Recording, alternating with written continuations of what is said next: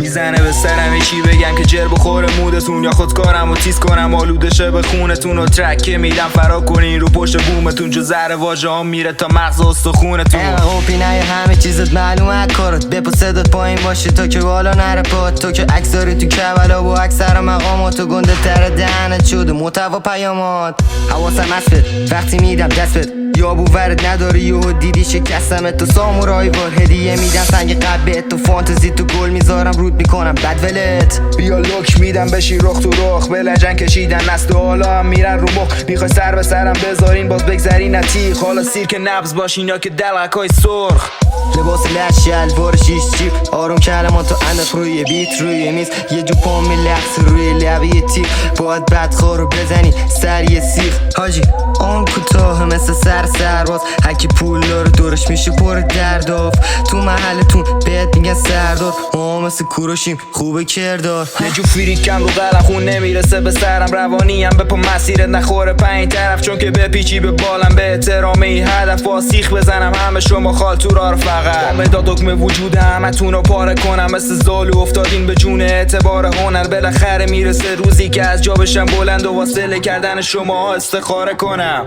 منم نویسنده واسه دل بودم ولی از ضرورم روشن شده یه صدا تو رفع میکنم موندگارم، چون که حزب باد کورم ولی نمیدونن کلماتم مثل ساعت تورم. قلف میچپونم تو الگومه تا سیر بشی، خودتون بکشین کنار مبادا که زیر بشین و الا غلابم گیر کنه تا روزی پیر بشی، کاری میکنم همه نگات بکنن زیر چشی. من یه فرکانس هیپ هاپم که توی دیپ تری شرایطم صدام پله میشه کف زیر زمین، یه روزم ترک میدم تو مارکت بشه هیت ترین و زیاد گوش بدی و دیدی مموریت پری. به پا قدلم نکنی جلو شوالی رپ، چون که ساز شما پادوانی سناریو من این دفعه جوری فلو میچینم مخت کنه هنگ، اصلا همه شما خالتو رو به شوالی تک میندازه توی خیابونا ویراش حاجی دراگ باز، انگار دارم فقط پدال گاز فالون بارا باز، برسم موج میتینگ منفجر کنم باز، بیرم وسط گل بتل با دوتا کت باز، زامن صدامو بکشم و بنگ گنگ همه فرا کنه اخود شمال تو بندر، قلمم ددونه چیزا اینو مثل برن یه وقت سامو گردن نگیری مثل ارن. اصلا تانگ بفرستین قلمم تو دستم مینم، شانس زنده موندن داره به مودم بستگیم تا همین جای شعرم رفقاتون پخش زمینن، شما کل هیروشیما من یه بمب بسته ایم، تو مارکتی که بشینه یه گوشه نسل و عقابم جوجه فنجا فاز میگیرن و میزنن نقاب. اگه هدف این مطربا اینه برسن به ما باید فعلا زیر پوتینای من بزنن رکاب، نشتبه مزر بزنی پشت تیممون که صورت تو عکاکی میکنم مثل بیستون، ببین کاری میکنم این دفعه بپیچی بمون که تا سال دیگه همین موقع در نیاد جیکتون.